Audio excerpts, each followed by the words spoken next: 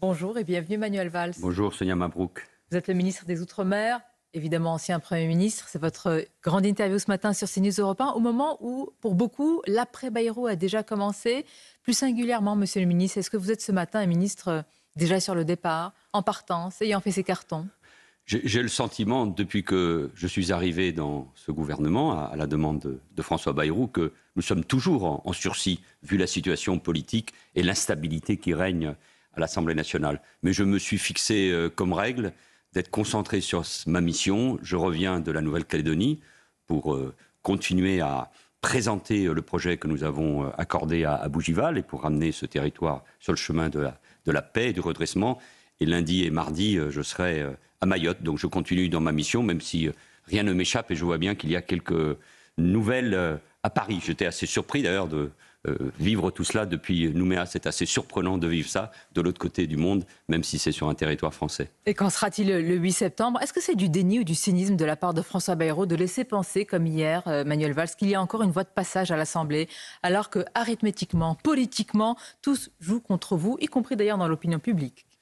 Nous verrons bien. Il reçoit, je crois, les présidents des groupes parlementaires, les chefs de parti, parce qu'il faut, je crois, tenter de convaincre. Pourquoi et de trouver si tard? Un chemin. Personne ne croit que les oppositions étaient en vacances. Mais revenons peut-être à l'essentiel, parce que ne soyons pas hypocrites. Ce qui peut se jouer le 8 septembre prochain allait se jouer de toute façon à l'occasion du débat budgétaire, à travers un 49-3, une motion de censure. Et donc tout le monde se préparait à une nouvelle crise. Mais je crois que l'essentiel n'est pas là. L'essentiel, c'est comment nous réussissons à stabiliser le pays, qui fait face, comme beaucoup de démocraties d'ailleurs, à une véritable crise démocratique, qui peut chez nous se transformer en crise de régime. Et nous faisons face à une crise des finances publiques, avec un niveau de dette et un niveau de déficit public, ce que dit le Premier ministre avec beaucoup de courage depuis plusieurs mois, et n'est pas entendu. Comment faisons-nous face à cela? Bien, Donc il faut trouver les moyens d'un accord sur le budget. Il ne peut pas y avoir d'autres solutions. En quoi accorder la confiance à François Bayrou permettrait de régler une telle situation qui perdure depuis déjà très longtemps? Pour se mettre d'accord, comme il le dit lui-même, sur le constat. Et surtout pour trouver ensuite les moyens d'un accord. C'est possible, me semble-t-il, pour la loi de finances et pour la loi de financement de la sécurité sociale dans les prochaines semaines. Un accord est encore possible aujourd'hui? Mais ce n'est pas qu'il est possible, c'est qu'il est indispensable. Sinon, quelle est la solution?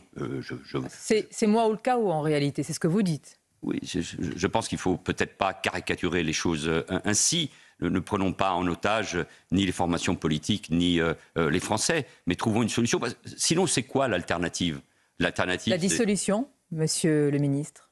La dissolution, mais nous le savons, d'ailleurs, il faut bien le reconnaître. La dissolution, c'est pour les formations politiques du gouvernement, pour les Républicains, pour ce qu'on appelle le bloc central, ceux qui ont soutenu Emmanuel Macron depuis 2017.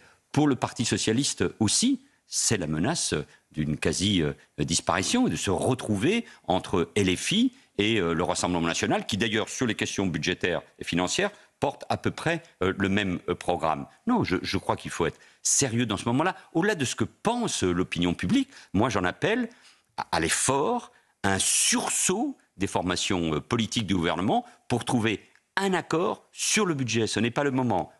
Alors que nous faisons face à des tensions géopolitiques immenses avec la question toujours de l'Ukraine. Alors qu'il faut non pas faire voter les Français, mais régler le problème des déficits et de la dette, il faut trouver donc une solution, des accords. La France a besoin d'un budget. Est-ce que vous vous rendez compte, si dans quelques semaines, nous n'avons pas de budget, ce qui peut se passer sur les marchés? D'ailleurs, on a entendu cette même musique, Manuel Valls, à la dernière dissolution. Pardonnez-moi, certains avaient dit que ce serait cataclysmique et nous en sommes là aujourd'hui. En quoi ne pas retourner aux urnes pour les Français?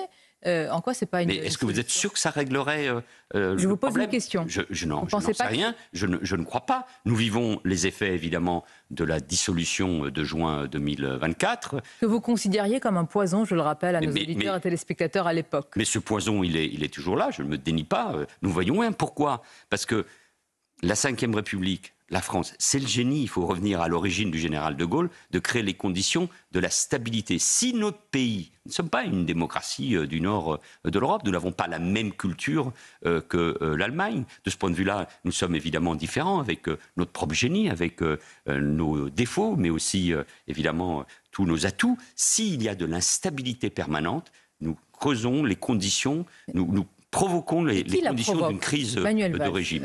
Qui provoque cette instabilité? Expliquez-nous vraiment clairement ce matin. Ne pas être en accord avec le plan et les idées de la Macronie ou de François Bayrou, est-ce que c'est être forcément un artisan du chaos et de l'instabilité? Mais c'est pour ça qu'il faut trouver un accord. Le Premier ministre, le 15 juillet, a mis un certain nombre de propositions sur la table. Qui ont fait hurler en grande partie les Français. Donc, elles doivent être discutées, elles doivent être négociées. Je suis convaincu, même si tout le monde n'est pas d'accord, qu'il y a une voie de passage pour que le budget soit évidemment à la hauteur des déficits, bien évidemment. Il faut se mettre d'accord sur ce constat. Mais qui n'est pas d'accord sur le constat? La question est qu'on n'est pas d'accord, certains ne sont pas d'accord sur les propositions, les solutions. Alors il faut travailler bien évidemment sur les solutions et pour que ce budget soit à la fois le plus efficace possible pour faire face Vous y croyez à ces encore déficits. Ce matin? Je crois qu'on n'a pas le choix.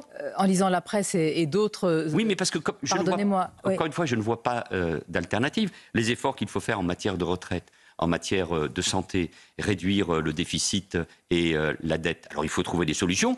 Évidemment, elles doivent être justes sur le plan fiscal et social. Chacun doit être mis à contribution, y compris évidemment les plus riches, les grandes entreprises. Chacun évidemment doit faire les plus riches pour vous. Un effort. Oui, chacun doit participer de cet effort. Si vous voulez, et c'est là. Je crois que c'est le courage de François Bayrou, c'est de tenir un discours de vérité. Alors justement, quelle est la vérité, Manuel Valls, sur notre situation budgétaire? C'est le pays lui-même. Sans doute, le quoi qu'il en coûte, a de ce point de vue-là pesé beaucoup. On a le sentiment que dès qu'on touche, et c'est normal, à un secteur, dès qu'il faut faire un certain nombre de réformes, elles sont forcément difficiles, le pays se braque, parce qu'il y a sans doute une crise de confiance. C'est la fameuse expression, Manuel Valls, c'est Nicolas qui paye. C'est surtout les mêmes qui ont l'impression de trinquer et de porter la charge. Exactement, c'est vrai, en termes de fiscalité et de charge, vous avez tout à fait raison. Donc c'est pour ça qu'il faut discuter. Mais quelle est la vérité? Discussion, alors qu'il n'y a pas de majorité à l'Assemblée nationale, nous allons alors dans le mur avec une crise de régime. Est-ce que nous n'y sommes pas dans le mur? Parce que quand on a écouté attentivement le ministre de l'économie il y a quelques jours, c'était intéressant. Le même Éric Lombard,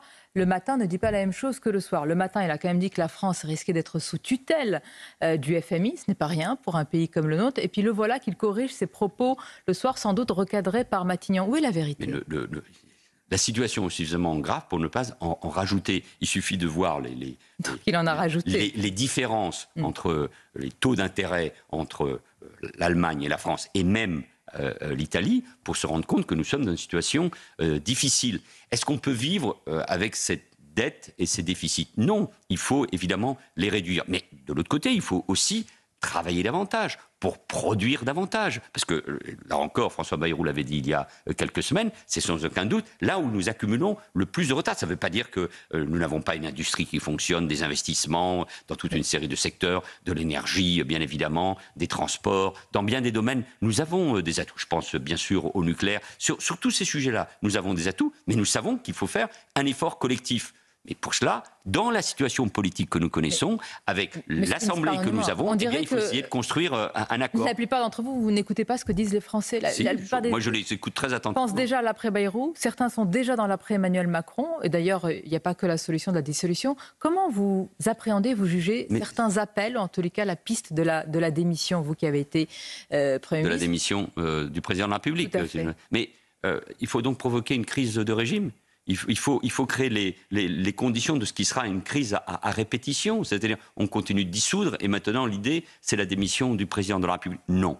Non, parce que moi j'écoute les Français, mais le rôle des responsables politiques, vous avez raison, c'est de les écouter. Mais nous n'avons pas besoin de suivre en permanence tous les mouvements de l'opinion. Notre rôle, c'est, dans la mesure du possible, même si je ne méconnais pas le rejet profond de ce qu'on appelle la classe politique, je le sais, et des élites d'une manière générale. Mais moi, à travers mon expérience, je veux dire les choses telles que je crois. Nous n'avons pas besoin d'élections législatives de nouveau qui ne régleraient pas le problème. Pas de dissolution, pas de démission, on continue comme ça, on va dans le mur. Mais nous avons deux... non, il ne faut pas aller dans le mur, il faut trouver une solution. La responsabilité, c'est un compromis avec une telle assemblée éclatée, avec aujourd'hui un climat politique aussi exacerbé et J'en paroxystique. appelle une nouvelle fois, parce que du Parti socialiste... Vous en appelez à qui d'ailleurs, pardonnez-moi? Du Parti socialiste jusqu'aux Républicains, passant par... Pourquoi exclure la France insoumise et le Rassemblement Mais parce qu'ils national? disent clairement que écoutez, la France insoumise demande ou des élections législatives ou la révocation du président de la République. Nous savons en plus aujourd'hui qu'il n'y aura pas d'alliance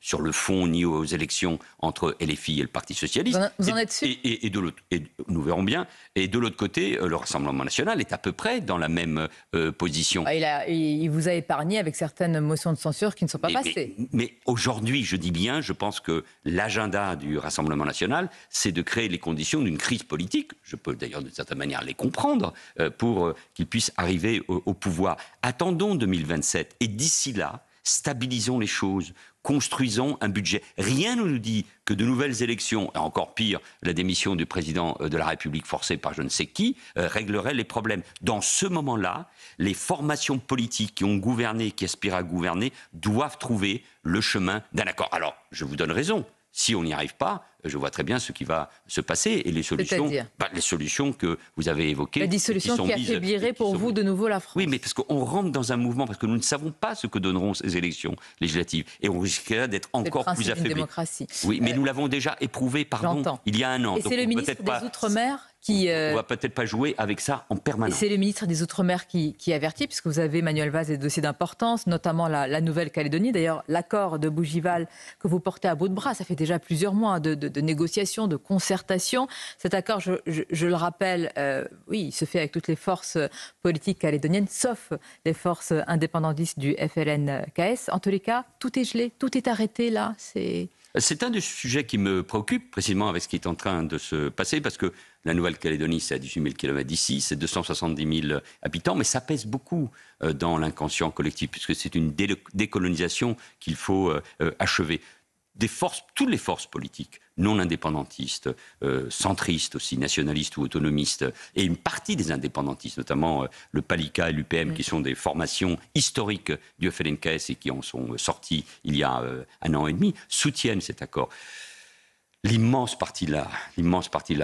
majorité de la population calédonienne, quelles que soient les origines aussi, et j'ai renoué le contact avec le FLNKS. Et vous êtes tributaire de la situation. Pour trouver une solution. Mais vous avez raison, nous avons prévu de reporter les élections provinciales au mois de juin, donc il y a une loi qui est prévue et qui doit passer à la fin du mois de septembre si elle peut au Sénat, et une réforme constitutionnelle après. Mais ça fait partie aussi de l'appel que je lance à la responsabilité, parce que ce dossier calédonien est aujourd'hui tributaire, en effet, de la situation politique nationale. Et moi, je me bats pour la Nouvelle-Calédonie, mais aussi par la France, parce que c'est l'avenir de la France dans le Pacifique qui est également concerné par le dossier de la Nouvelle-Calédonie. La France, les Français, et notamment les Français juifs, sur le plan de la lutte contre l'antisémitisme. Manuel Valls, on connaît votre engagement depuis toujours. Emmanuel Macron a rejeté en bloc les accusations du Premier ministre Benyamin Netanyahou dans une lettre où il affirme que de telles accusations sont une offense à la France entière.